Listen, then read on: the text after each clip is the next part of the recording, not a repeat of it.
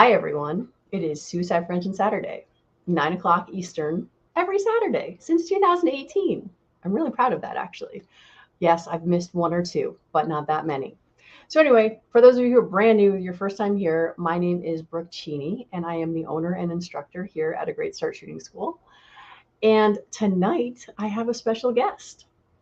Um, every night, every week, we try to talk about something to do with mental health. And because I've been doing this for a while, people often ask, how can I tell if someone is suicidal? And the answer is you can't unless they're going to share that with you. So, my tonight's special guest is no longer suicidal. However, he's pretty amazing because he has attempted suicide and failed, luckily for us. So, we get to hear his story. But by all means, ask questions as we go. If you are here during the premiere on Saturday night, please chat it up. And I believe he will be here to respond to you as we are going. And I think that's kind of it. So I am going to throw him up here. This is G23. And we were just discussing before we started the recording. We have been YouTube friends for going on 2 years when I sort of started this channel and doing the YouTube lives here. We have known each other and have mutual friends on YouTube. One of them is one of the previous people I've had interviewed, and that is Mario Mosen. I saw his interview on G23's channel, and I absolutely love it. The link will be down here for YouTube, up there for Facebook, because, it couldn't just be all the same when I create my descriptions. That'd be too easy. Oh, wait, I'm going to go like this. So we get Tara Smith's kitchen in the background so I can just, tell people about every YouTube channel that I watch. So, all right. What else did we talk about? G23, help me out. We just talked about this. All right. You started your channel 3 years ago, give or take. And do you want to tell the folks here why you started your channel? Because I think that's a good place for us to start. So I started my channel to help and show people that you can change your life. I made mistakes when I was a kid and became a felon, and it took quite a few years to be able to get my rights back, but it cost about $5,000.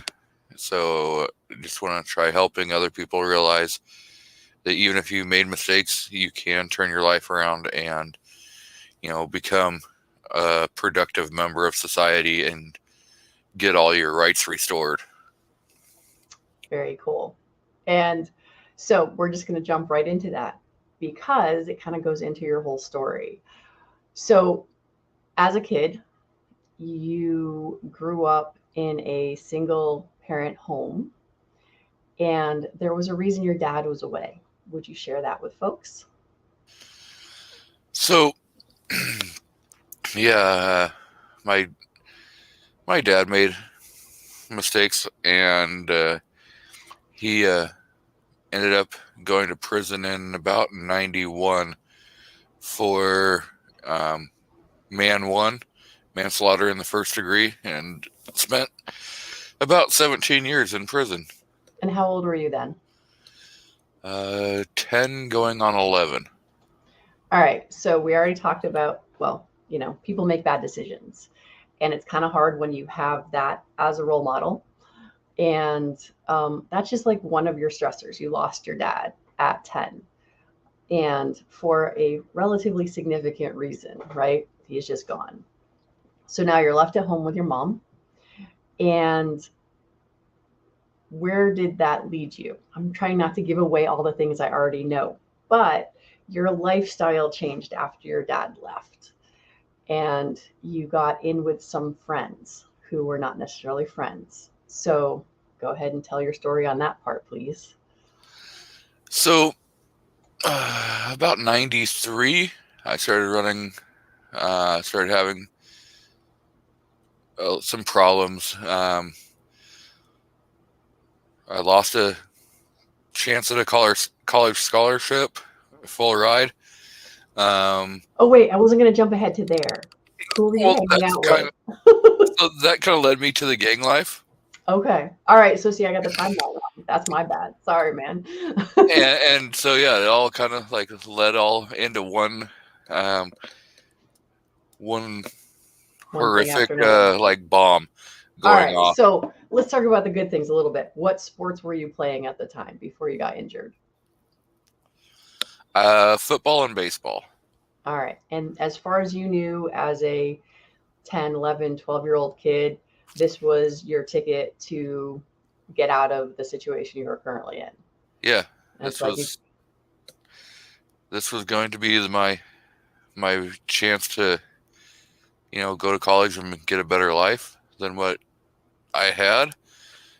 So at least that's what I thought. right? And Your life happens. scholarships, yeah, your scholarships were the way to go. And I mean, and this is where like it's weird that you and I have parallel stories a little bit. No, I never got into the gang life, but I was going for the Olympics and I blew my knee out and that was the end of that. And at 17 years old, I was, I'm behind your curve, but I was distraught beyond belief. Worst thing that could have ever happened. Um, my suicidal thoughts, though, were long before I got to that point. So you lose everything in your mind. You are roughly how old at this point? Was it like 11 or 12? So this was 93, so I was about 13. Okay. So, I When mean, you were really thinking ahead already that you had a plan for college. And so this led to your first attempt. Yep, this was my first attempt. I decided, you know, I waited for the house to be empty. Mom, brother gone, and I had a concussion because I had been out riding my bike and hit my head. And is that where you blew out your knee and stuff? For, I had blew out my knee before then, okay. um, and so that leading up to that, uh, I had injured my knee.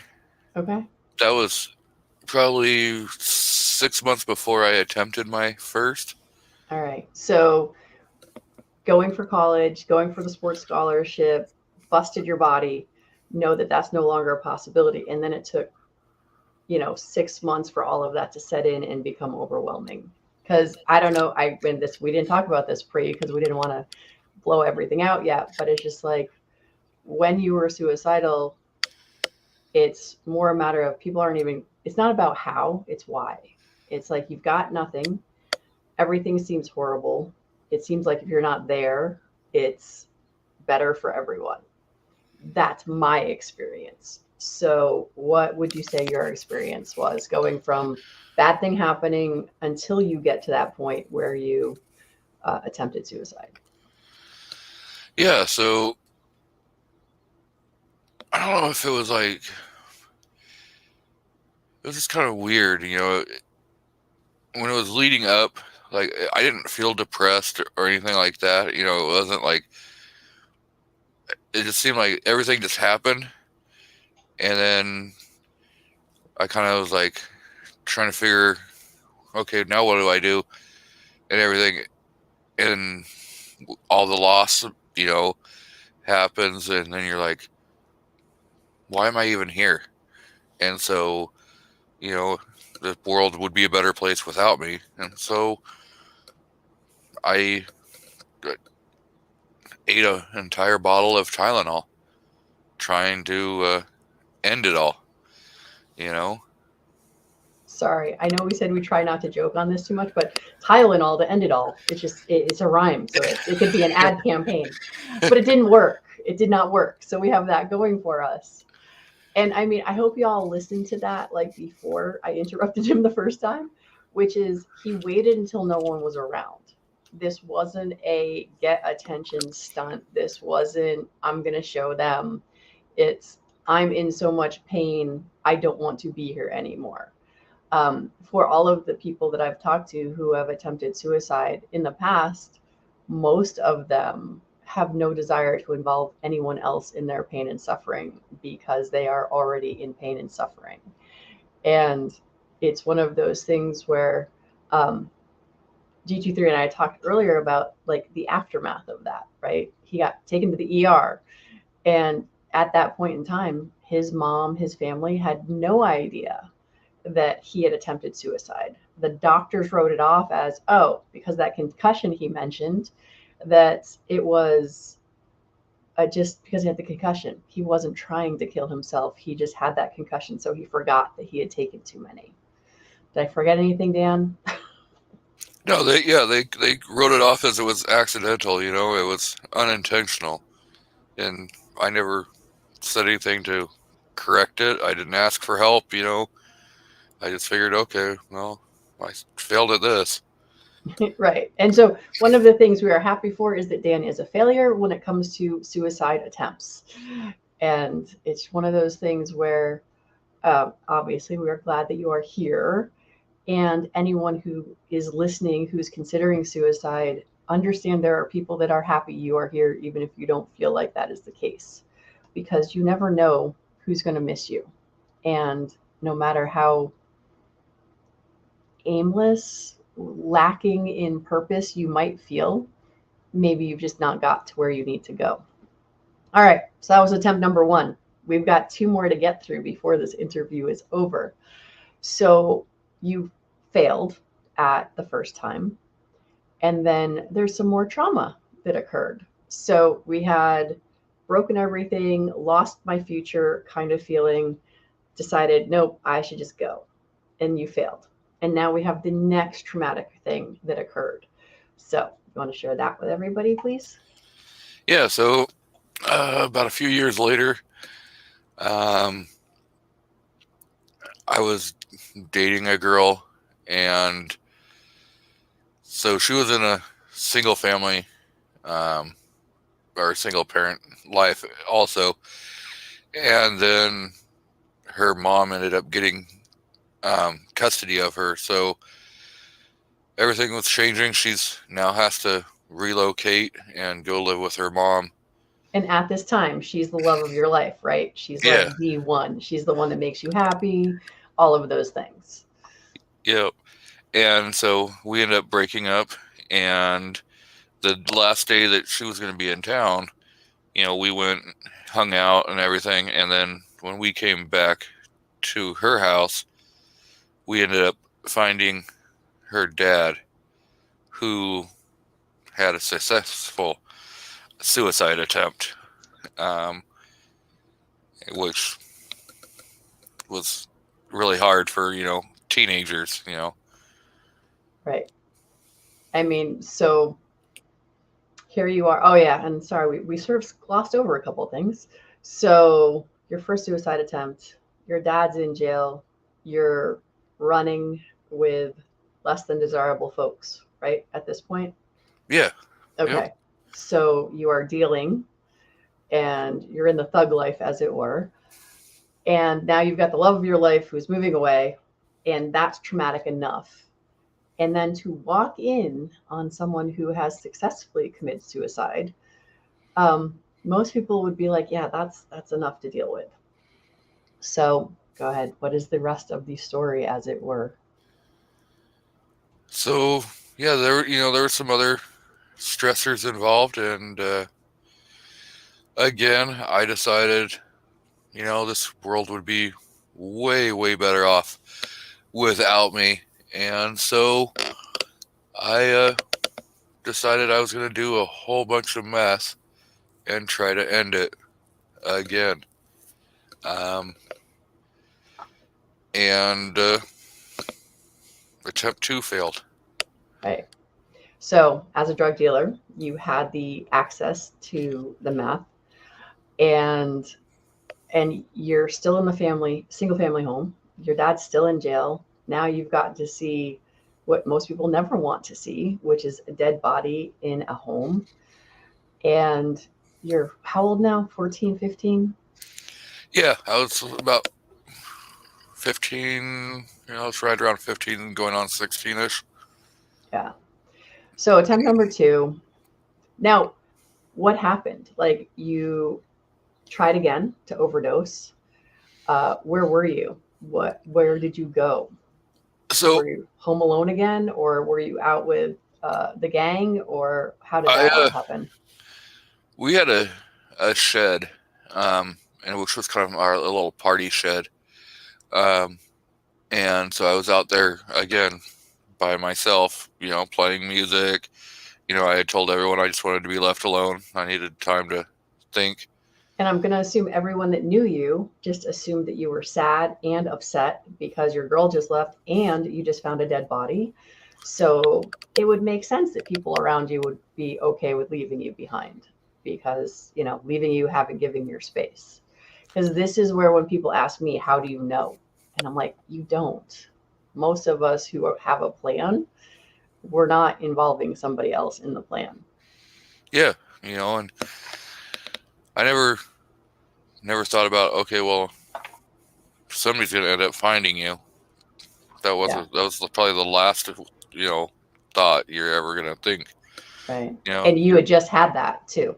So how crazy is it that our minds didn't connect the dots of that? It's like you just found someone who had done this. And so it's a lot to handle for anyone. And here's the question that I get asked, and I'm going to ask you, like your mom, does she know this stuff now, or have you never told her? Never. Okay. And do you have any friends that have asked you, like that you have told the story to, like, what could I have done for you to any different? Yeah, and I'll tell you guys, like I told them, there's nothing. If somebody is truly suicidal, more likely than not, they're never going to ask for help. They're not going to, there's going to be a little kinds of things that are off. And if you're not really keying on slight behavioral changes, or, somebody who's normally outgoing and bubbly becomes a lot more withdrawn. And if you're not like picking up on certain things, you're never going to know until it's too late. The irony of that to me is someone like Robin Williams, or John Belushi, or any of the comedians that that make 5 million people laugh, but can't make their inner child laugh, and they take their own lives. And it's just like, sometimes the ones you should be really skeptical of are the ones who are the life of the party and bubbly all the time. And hi, I'm good. How are you? Because we try so hard to be happy for everyone else. And we know the pain and suffering we have in ourselves. So now we don't want to be part of that for somebody else. Because I know for my high school my high school classmates at reunions, I've asked them, like, did you guys have any clue, like, that I was suicidal and depressed? They're like, no, never, ever. So, all right. So we've got through 1, we've got through 2. And now for the final piece de resistance. What was your third stressor that got you to this point?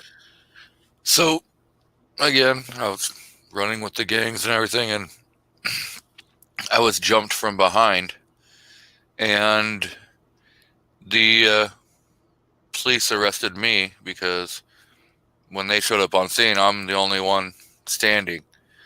And so the prosecuting attorney decides he's going to charge me with 30 counts of assault and battery in the first, with grave bodily harm.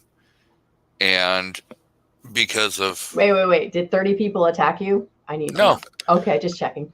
I'm like, nope. Damn, I know you're good, but that's ridiculous. Yeah, no. Like Superman, Batman. That's it. Yeah. Nope. That's what they wanted to, because the fight started. And you're only 17, right? At this one? Okay. Yeah. So you're a minor, but the prosecutor's like, nope, we're going to charge you as an adult. Yeah. So that he could throw the book at you. Yep. So he decided he was going to go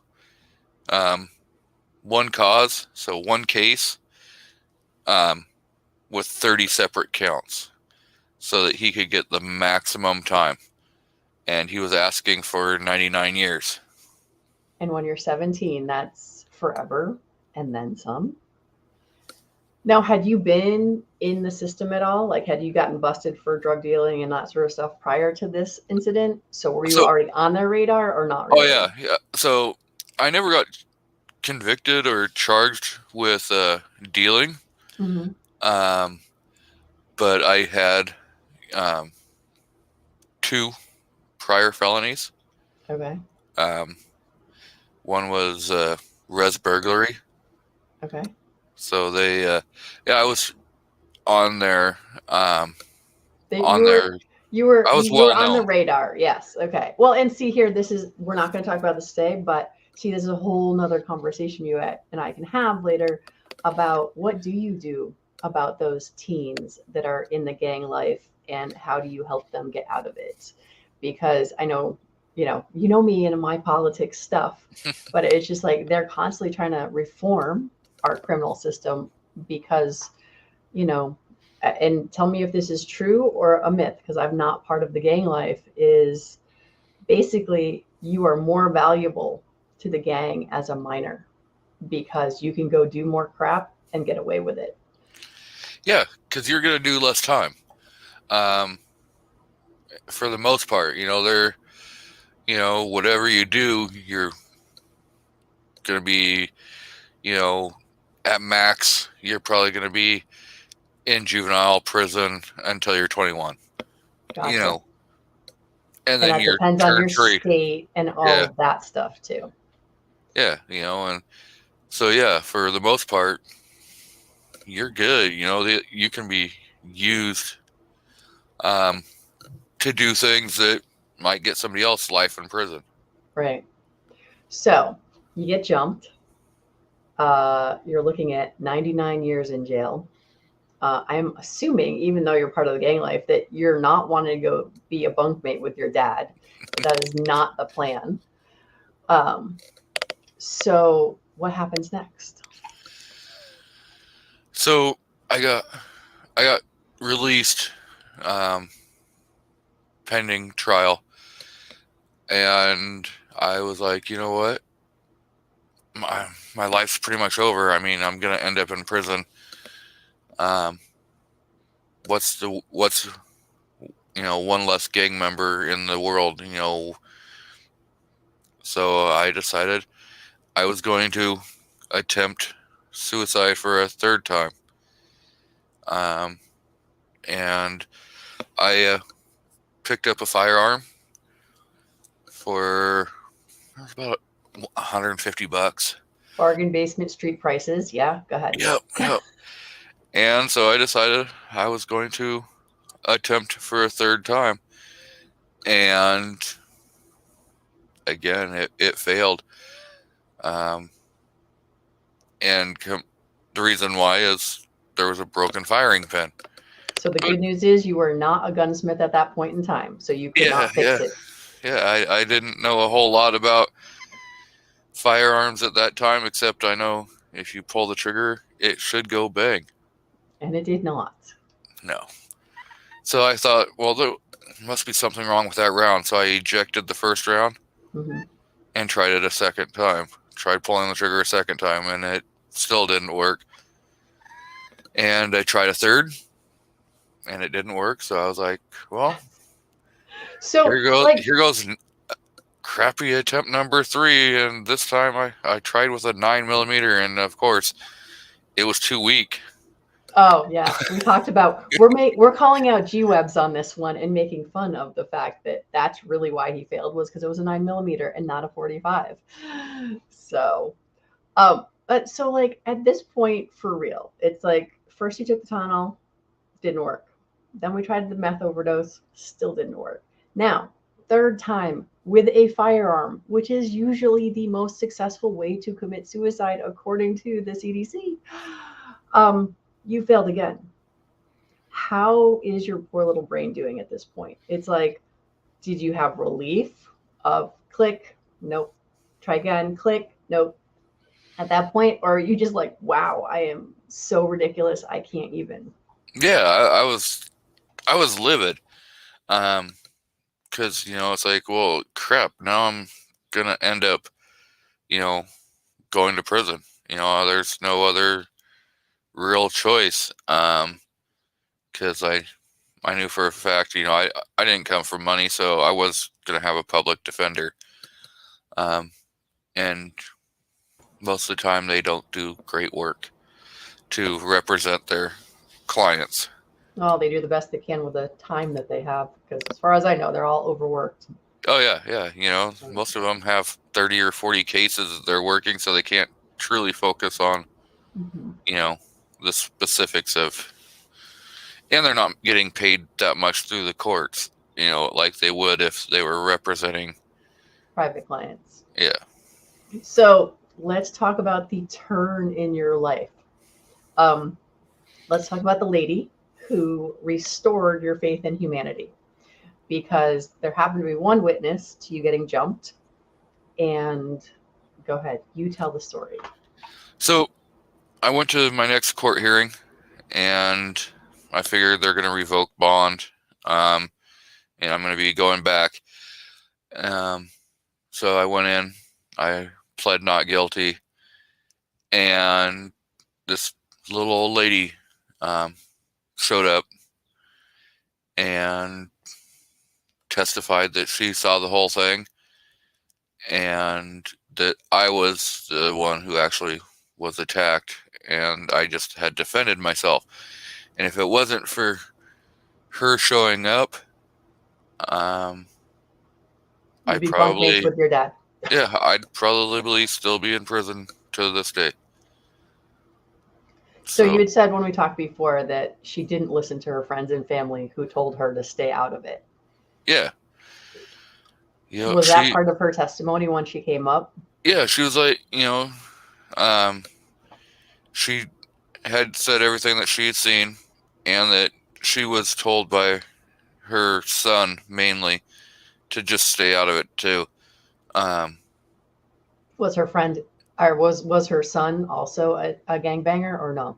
No. Okay. I don't know exactly what he did, but he just didn't, Well, we all want to protect our moms. Yeah, he didn't want her to get involved because, of course, if you've just seen, if she's seen one person be attacked by multiple people, what's to say that they aren't going to come for you?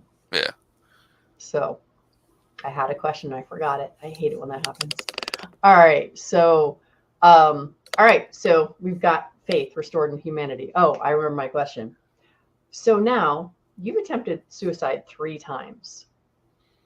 Does anyone in your life know this? Because you are alone with a Tylenol and the doctor said, nope, you're concussion. The meth, well, you were doing drugs and dealing drugs, so you using was not something new. Or did anyone even know that you had tried? And now the gun, no one asks you why you're buying the gun when you buy a $150 gun on the street. Did people even know any of your attempts at this point in time? No. No one had knew anything about him. They were failed attempts, and so. Yeah. So, all right. So the good news was someone came forward and saved your life. And then, what do you think was the most important thing? Because to me, when we chatted before, it definitely seemed like that woman was sort of the turning point in your life.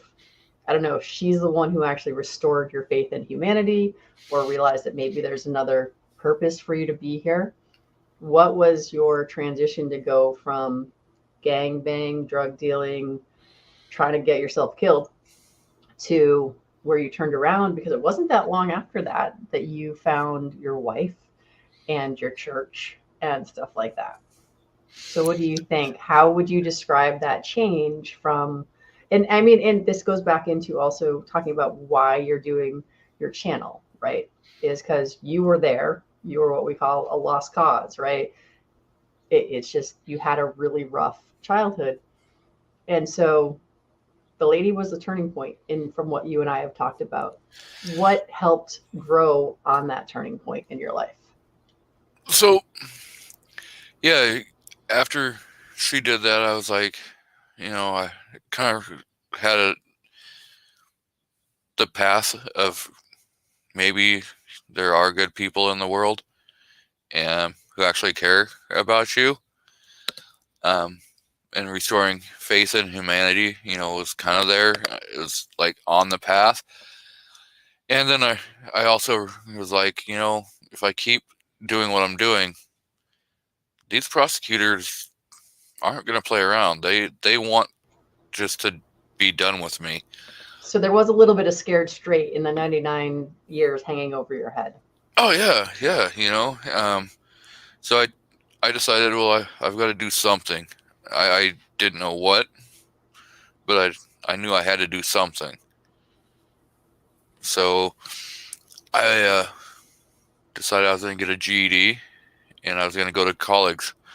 I was going to go to trade school, not college. Right. So I started working on that path, and then I found out about an option of going and playing softball, and I was like, That's hell, right. I was like, yeah, why not? And so then I found out it was church league softball, not just softball. Right. So I kind of started going to church and everything. And then a couple of years later, I ended up meeting the woman of my life, who's put up with me for the last, 22 years. Yeah. And I know what you mean when you say the woman who will put up with you, because I feel the same way about my husband. I'm like, I really don't know why he puts up with all my crap, but I am appreciative that he does. Very much so. I don't know what I would do without her. Exactly. So yeah, I mean, and this is something we talked about as well, is like, I don't care what faith you have, but having faith in something that is greater or bigger than you has been proven to make people happier and more content. So you joined a softball team, not realizing it was attached to a church. Then you got in the church and sort of, it wasn't bad. It wasn't horrible, right? And for me, I know that for me, it's that whole, um, I think it's great to think there's something more than me, that my being is not just to be here and taking up this meat suit for right now, and that maybe there's more. And so that's what religion kind of has done for me, is like I look at um, God and the universe and everything and be like, we are all interconnected. That's why you shouldn't be a jerk, is because no matter what, you're going to run into somebody eventually. And then Einstein, E equals MC squared, right? We are all energy and mass and all of those things. So you can look at it a scientific way, that we are all connected and that we are all breathing the same air that the dinosaurs, we can go down a whole long rabbit hole on that. But that was me. What helped you when you found church? And what helped, like, what was the feeling that helped you become the man that your girl decided you were worthy of sticking around with? You know, after going to church for a while, at first I was like, oh, I'll just go because, this way, if they, try to check, because I wanted to play softball, if they're like, okay, well, you have to be going to church, I'm like, okay, so I'll just go and I'll just sit in the back of the church and I'll just be there, so that people can say, oh yeah, he comes to this church. And I never was like looking for religion. And then it kind of slowly, you're like, it's not actually so bad being here, to then feeling more accepted. And so that, then I was like, started working on really turning my life and kind of getting away from a lot of the people that I hung around with. And so trying to become a better and more productive member of society. So, And it's hard. Yeah. Change is hard. Yeah, the fake it till you make it. I go to a church, but I don't have to be part of the church. Is how plenty of people get indoctrinated. I was raised in a congregational church, and I went to Sunday school, and my grandma and grandpa brought me, and it was like, I'm going so I can have coffee and donuts for coffee hour after church. And I learned a little bit about the Bible. And since then, I've had tons of friends in different religions. When we were living in a suburb, we'd have Jehovah's Witnesses and Mormons come visit all the time. And we would always invite them in and feed them food. And especially the Mormons, the Mormons, those people who go away from their families for a year to go preach their gospel is like, it's intense. So we always would feed them because one of my favorite sayings in the Christian society is, "What would Jesus do?" And I'm pretty sure Jesus would greet you with a smile, feed you, whether he had fish or loaves of bread, and make sure there's always a seat at the table for you. So that's kind of, and I've been, like I said, I just know people in so many different religions, and all of them to me help with having more. And it's like, what was one of your favorite things about becoming part of your church other than getting to play softball? Because we know you're motivated by the Sports. Sports. So it's like, this is why they do it. It's like their mini advertising campaign. Like, oh, want to play sports? Yes, we'll make a sports team just for you. Oh, but wait, let us tell you about God. It was a marketing ploy, but it worked. Yeah. Well, so I was going with the Seventh-day Adventist church, and after church there was always a potluck, and so you got fed. Food is good. Food is the way of man's heart, as far as I know. Oh yeah. I mean, that's perfectly, like, I'm pretty sure the gut is directly linked to the heart. And the brain, actually, but we'll talk about that another time. There's all sorts of stuff about that and health and all that. So yeah, it was, kept going down that path, and I don't go as much as I probably should anymore, but I still... So don't start shooting all over yourself. We'll have none of that. Because every time I ask one of my students, like, how much dry fire have you done? They're like, not as much as I should. I'm like, nope, no shooting here. We shall not should. That is one of the Great Start Shooting School's belief systems. We shall not should. Because I learned that from Tony Robbins. It's like, I should do this, I should do that, he's like, don't should all over yourself. It's just not good. Because we all think there are things we should be better at or do more of. And the truth is, we will do what we make important for us to do. And as far as coming and going to church, I think everything has an ebb and flow, right? There's times when I was in a Baptist church for a while, and I was helping with their day school and all of that sort of stuff. And so I was in church 7 days a week. Well, 6 days a week. But it was... because we joke about the Baptists. There's actually like 56 different flavors. So it could be Baptist, Baskin Robbins, because you have your potluck Baptists, and then, yeah. So anyway, it's a habit you get into, and you learn stuff while you're there. And then it's a habit you get out of, but you would learn the stuff. So you still use the stuff, even if you're not there every sermon or any of those things, or every Sunday school. But I don't know. It's fun. It's a good thing. All right. So the question is, all right, so here's the thing. For those of you who are watching live right now, in the chat, feel free to... Oh, wait. So G23, you're planning on being here when this airs, yes?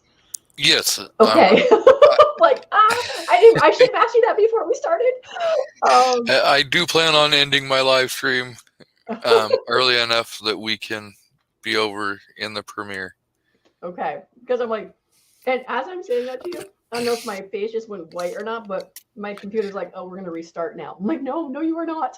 So G23 will be here in the live chat. For those of you watching on Facebook, you have to go to the YouTube side if you want to talk with Dan, because he's not going to see the stuff that I'm going to see later on the Facebook side of things. So any questions you have for Dan, feel free to pop them in. If you've been asking as we've been going, that's the best thing. I just didn't think to say anything about it until then, because as you just learned, I forgot to ask him at the beginning. So as he's typing away on his keyboard, he will be answering your questions, anything that you have to ask him. But it's so great to be able to talk about stuff like this because, oh, wait, I never asked you this. Have you ever gone for counseling? No. Okay. Because not everybody does, obviously. I went to counseling and I went to group counseling. And for me, that best part was knowing I was not alone. And that's why I will have people on like Dan. So people understand that this is just like gun ownership. It affects everyone. It doesn't matter if you're rich or poor, if you live in the suburbs or a city, if you are a drug dealer or a straight A student, it does not matter because I can find someone. Well, I don't know if I can find people in all of those places that will actually talk about it, but it is important that people understand there is no one type of person who commits suicide or attempts to commit suicide. And like I said, we're all happy that, Dan was an unsuccessful loser when it came to this event. Yep, three-time loser on that event. Exactly. And so that's a good thing. We like those kind of losers because we couldn't have this conversation or you couldn't share this stuff if you had been successful.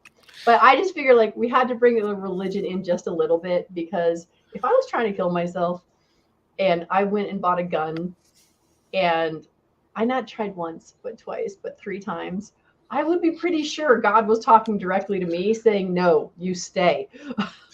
Yeah, and that was kind of, I'm like, well, somebody's got something for me. I'm not exactly sure what, but there's got to be some reason that I'm still here.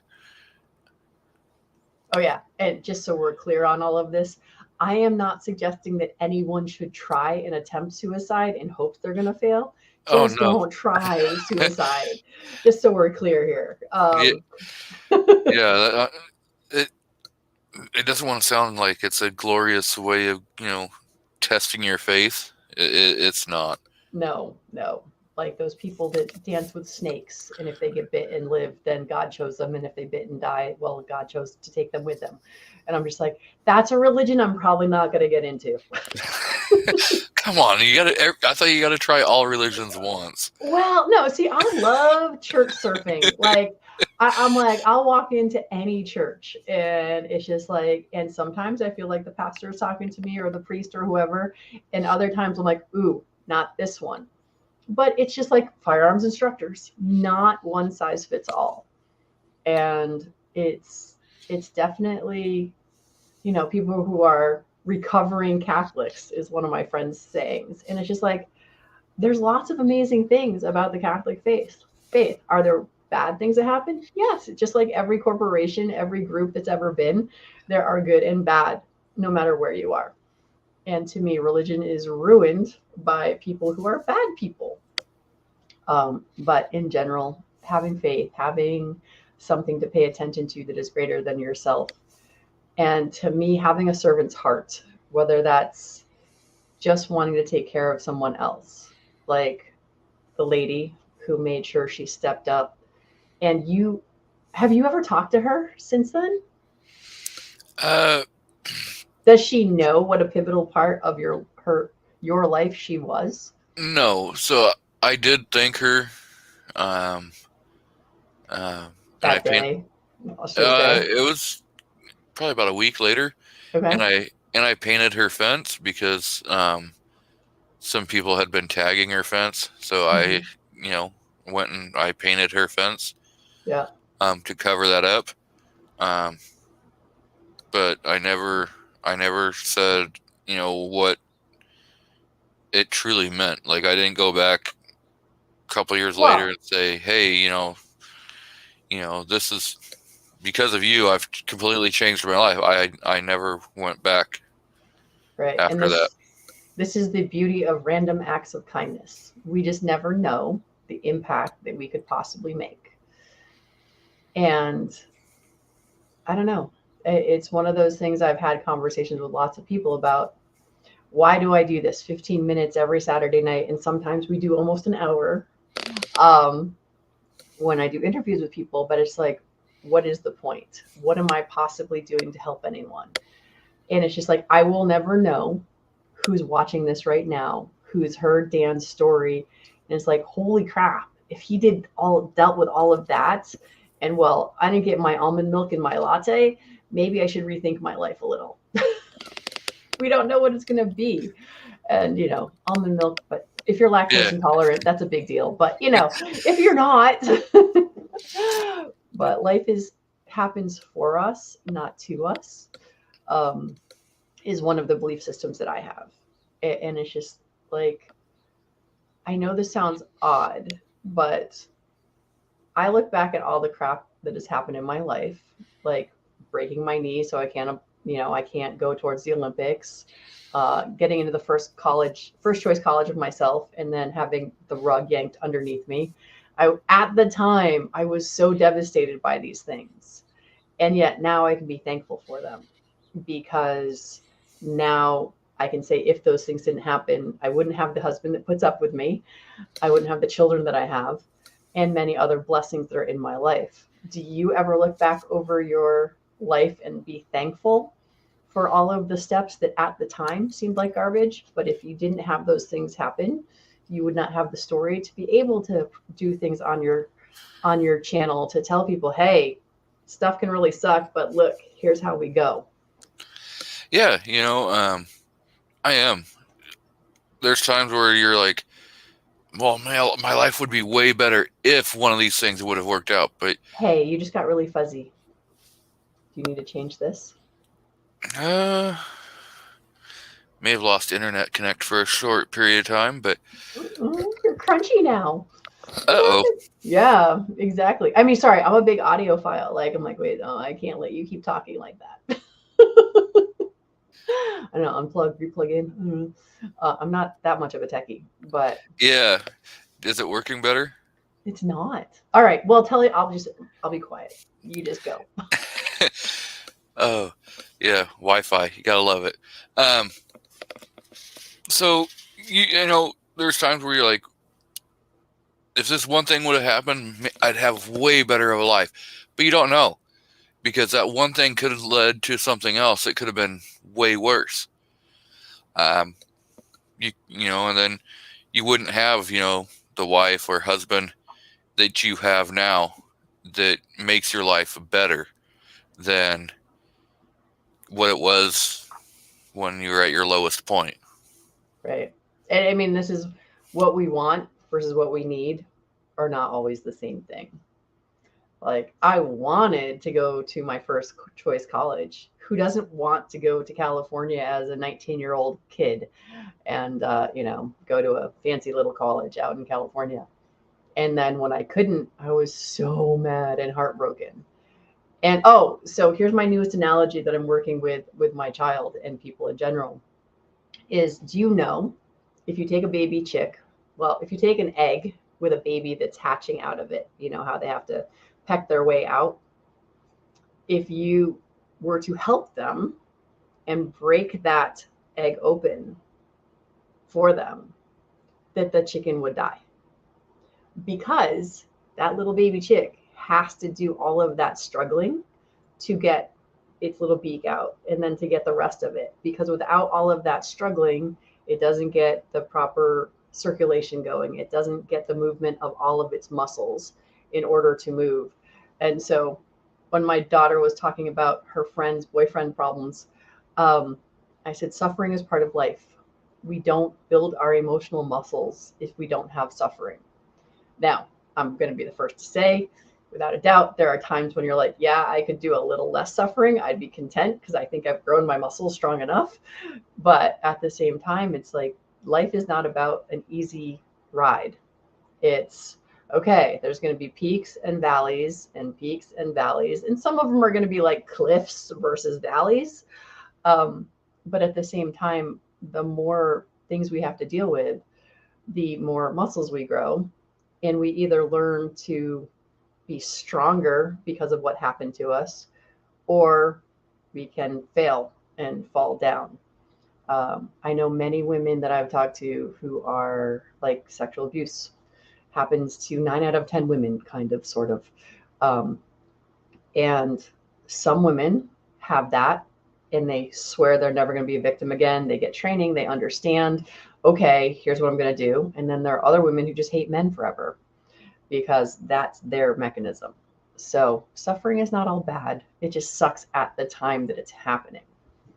So, all right, sir. Well, I hope you've had enough time to answer questions as people ask you questions. I'm assuming they will.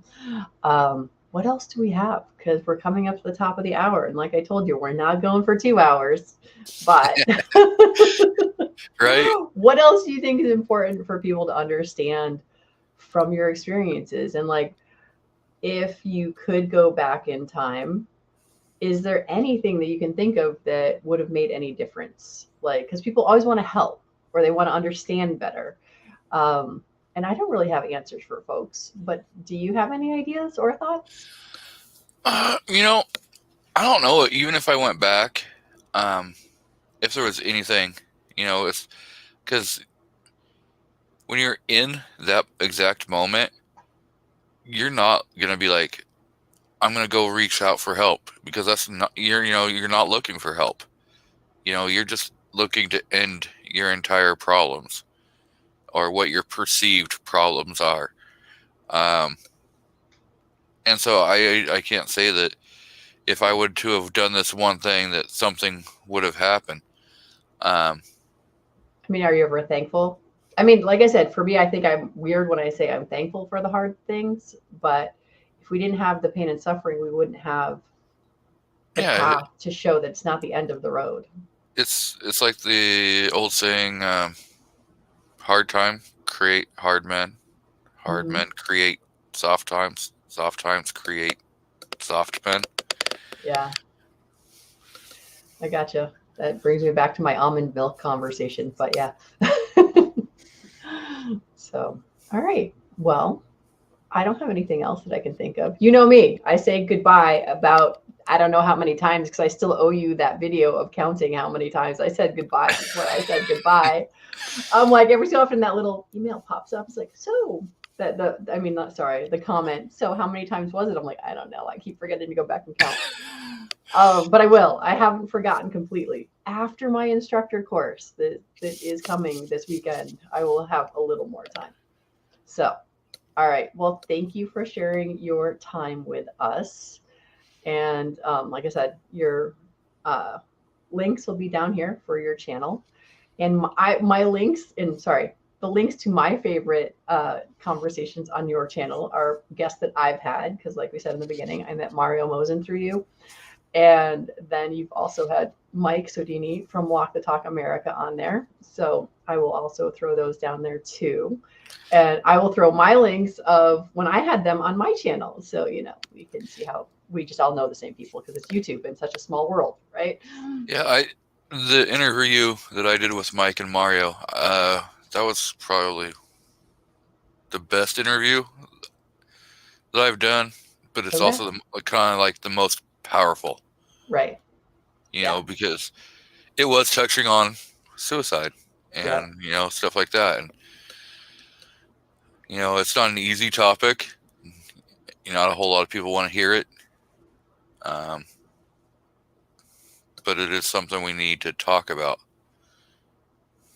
It is. And I didn't even ask you because you and I talked about this, but have you shared all of this story with anyone? Like, did you do this on your channel? Do people already know your story? No. No. Okay. A lot of people know about the gang banging side, the being a convicted felon, but not any attempts at suicide. Yeah. All right. Well, we'll try to make sure your mom doesn't get the link because this is not how she should learn. It's like, oh yeah, that part. Maybe I shouldn't tag you. I don't know. So, all right. Well, as we discussed earlier, I got to get back to teaching classes and getting my life in order for the next 72 hours. And you rest up and get better and heal. And if you want to know what's going on with him, you go to his channel and watch that because I'm not going to go into all that right now. And I don't know. I think that's everything. So good night, everybody. Oh, I always forget. I have to hit the stop button twice. All right. Yeah. Good night, everybody.